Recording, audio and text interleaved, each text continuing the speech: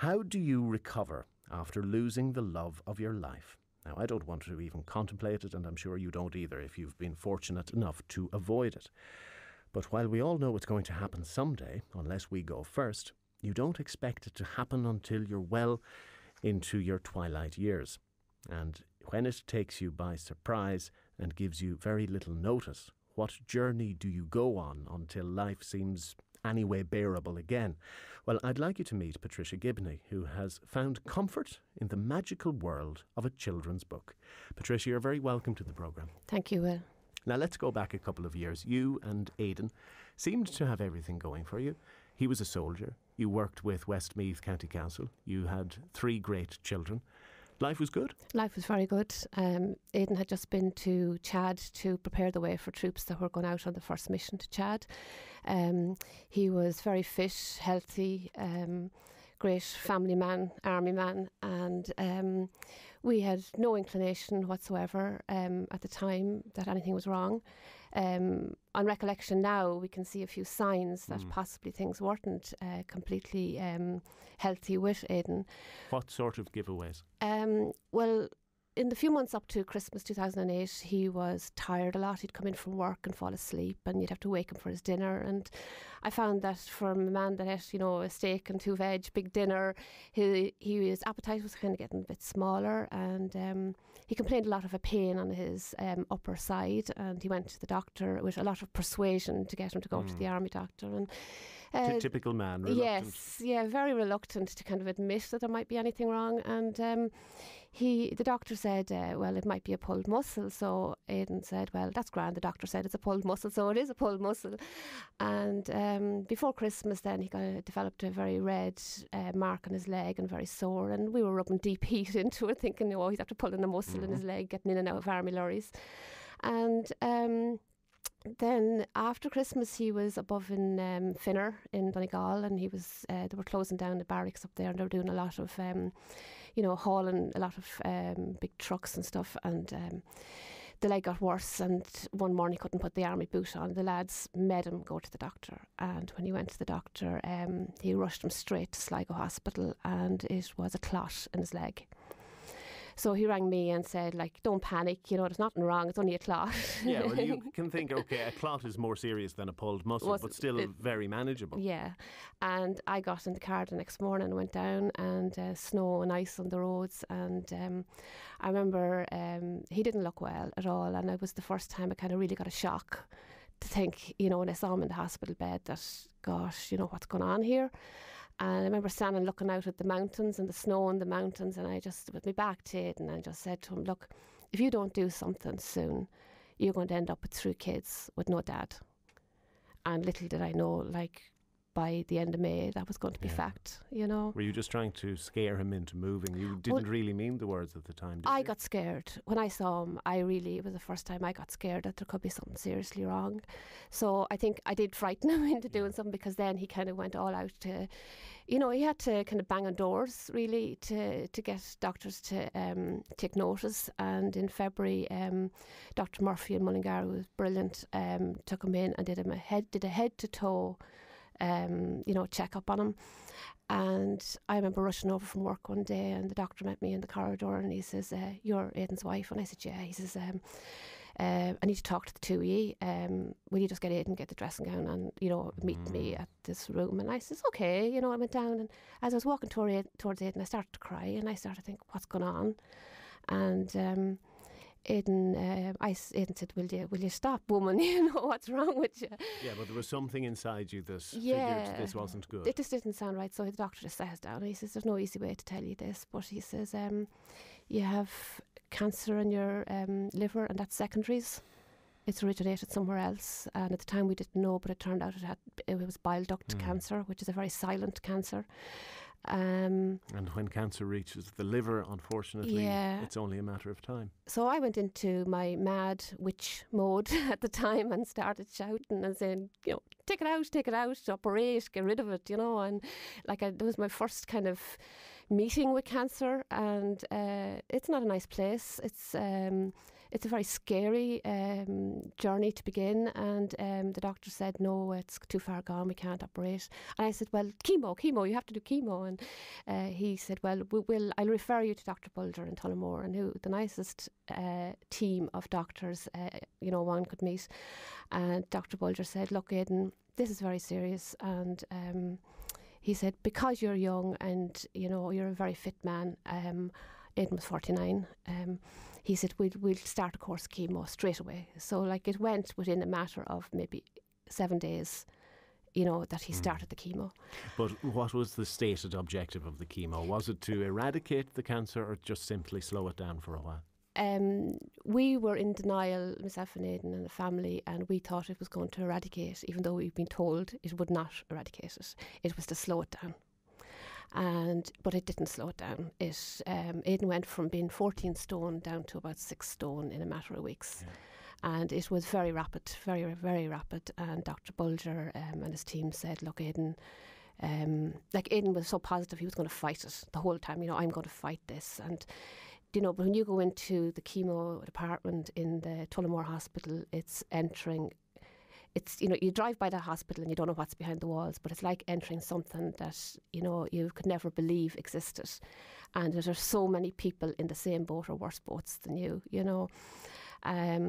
So when they brought us in and they said, do you realise how bad this is, And we said, well, Aidan's going to get better. And the doctor said, well, I have to tell you this because you have arrangements to make.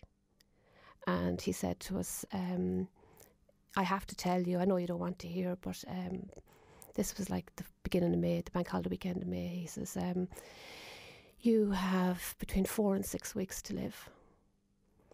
And Will, the hardest thing I have ever witnessed in my life is that day going home and Aidan sitting down, our 3 kids, to tell them, I'm so sorry, but I'm going to die. And, something like that puts everything in your life into perspective and changes your whole outlook on life. Yeah. At the time, I didn't, I wouldn't talk like I'm talking now, but now, and I look back and I say, well, that was the day our whole lives fell apart. Absolutely.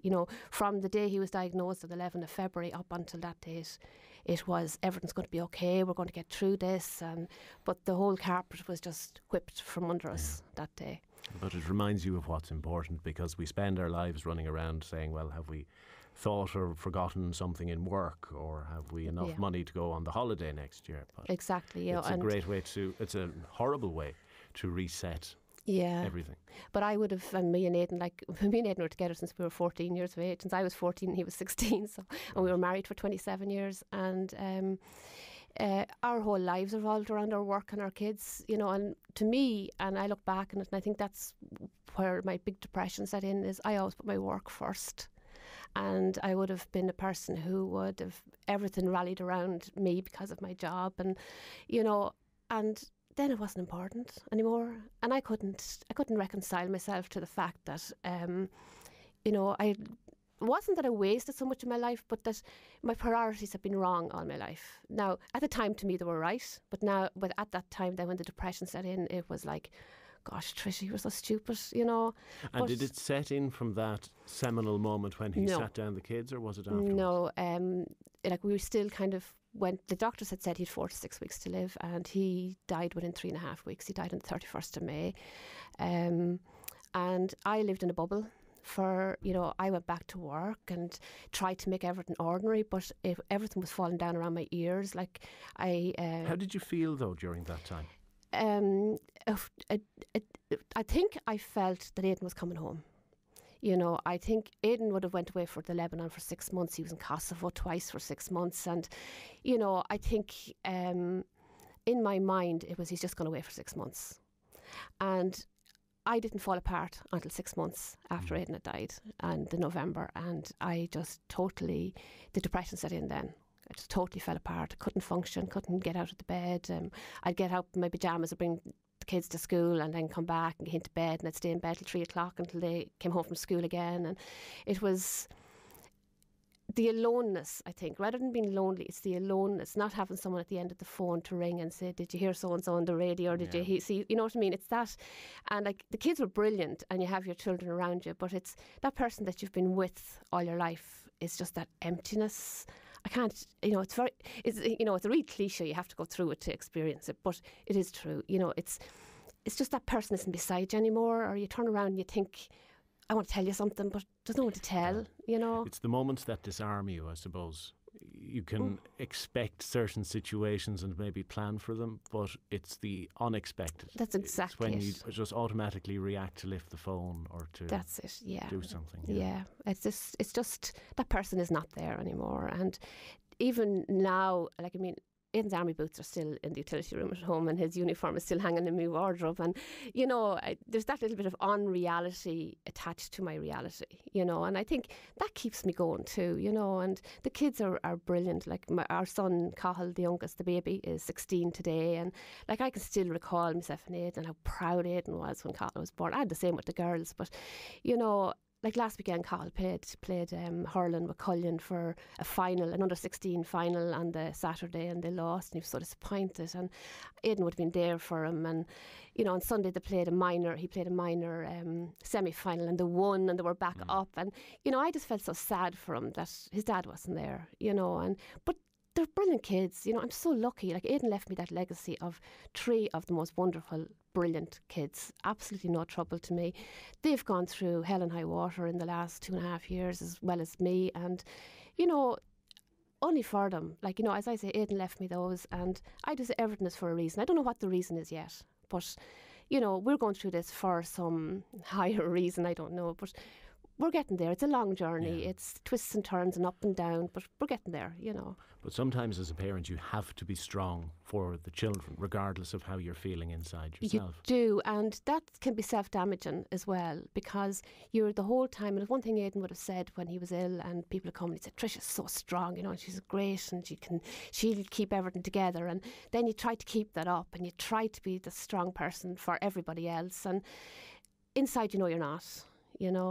But you do, it does keep you going, because it keeps you from totally falling apart, that you have to be there for them. But it did start to happen, that falling apart, after 6 months. It did. And was it something that crept in slowly, or did it hit you like a ton of bricks one day? It hit me like a ton of bricks. What happened was a very simple thing. I was down at Athlone collecting Aisling from college. She went to college in Athlone.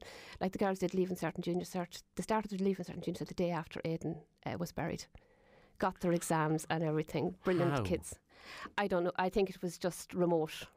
Just kept going. But Aisling went to college, went into Athlone, and I went down on this November day, and I said to Aisling, I want to go and run into the shopping centre. Going into the shopping centre, crashed the car into the pillar in the underground shopping. No. And that was the catalyst for the fall apart. The straw that broke the camel's back, yeah. I started to cry that day, and I think I cried for 3 weeks.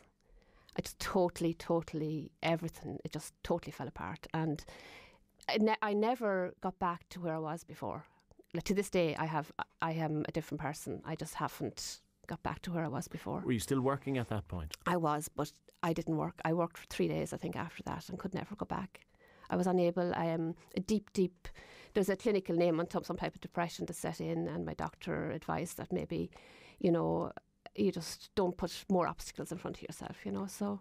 Patricia, I want to talk in a moment about how you recovered from that. It's the region's most popular talk show, Midlands Today, on Midlands 103. Midlands 103. Our guest is Patricia Gibney, who a little over 2 years ago lost her husband, Aidan.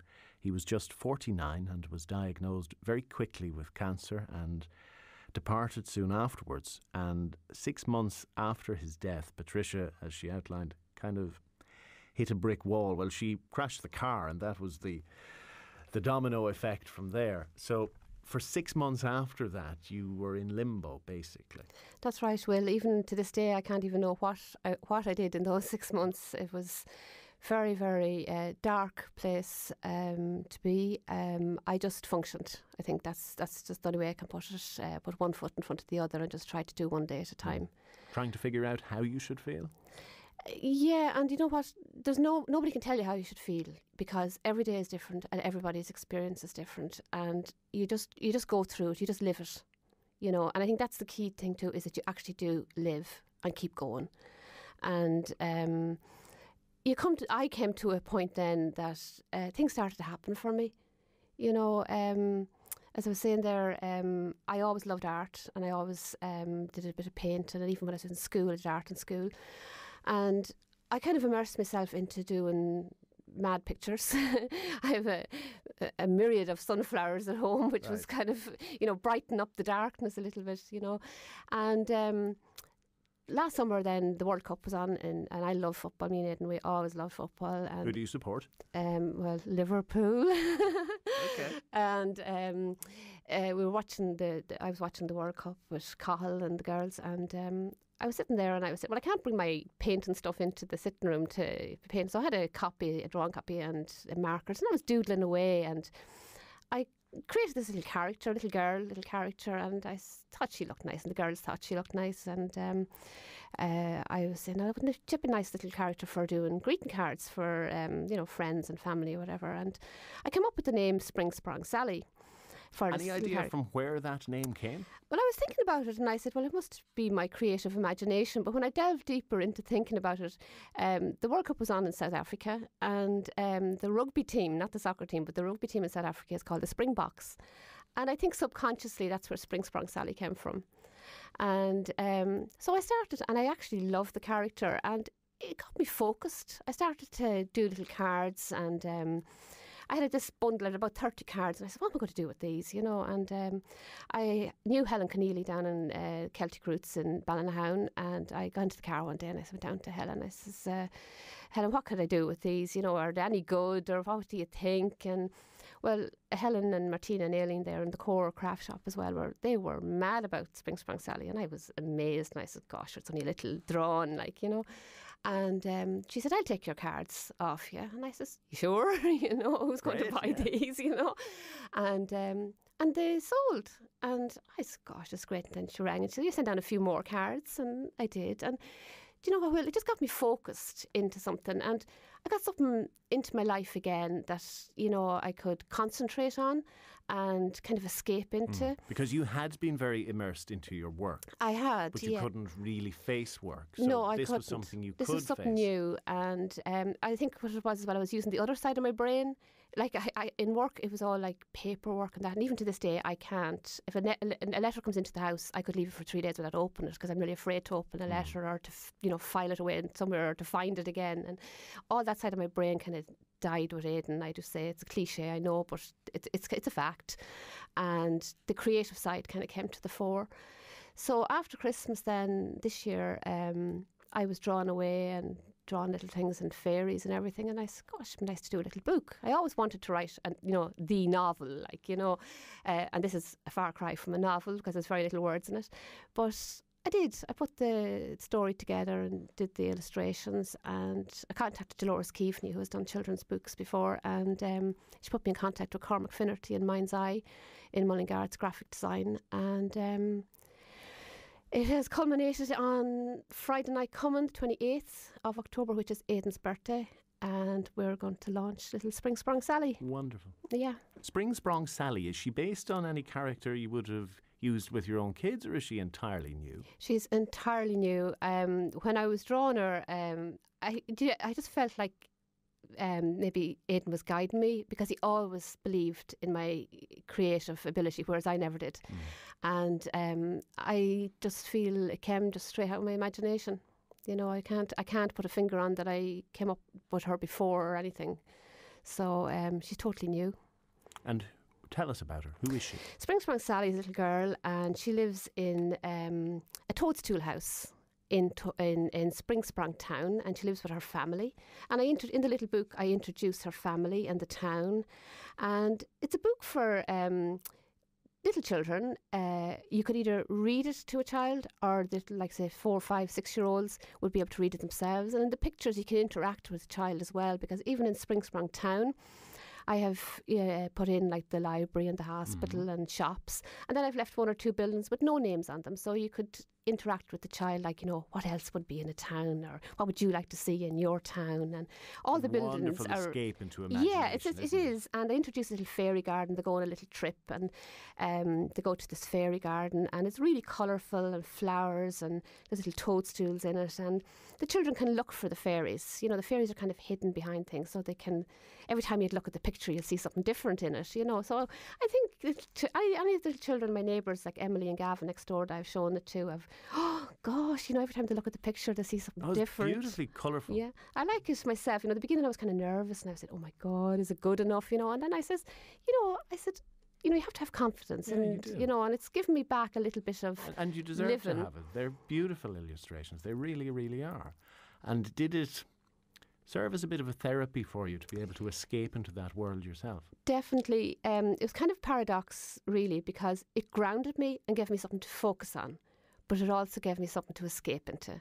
And it definitely was therapy for me, you know, and I think everybody who's gone through bereavement and grief will find different forms of therapy. But I can say that if you're anyway inclined to take up a paintbrush, a marker and a piece of paper, and you can escape into it. And it worked for me. And as I say, I'm still on this journey, and there's going to be ups, downs, twists and turns along my journey. But this is kind of like a little highlight along that journey. And to me, it has proved as the best therapy that I could have done. It's great therapy for my kids because it gets me out of their hair for a while. But now you're also passing the magic on to somebody else. Yeah, I hope that the children will feel that magic and enjoy it, and you know, and it is really, really colourful, and I think it brings a bit of colour into kids' lives as well. You So know. where can you buy it? At the moment, it's on from Saturday now. It'll be on sale in Days Bazaar in Mullingar and Just Books.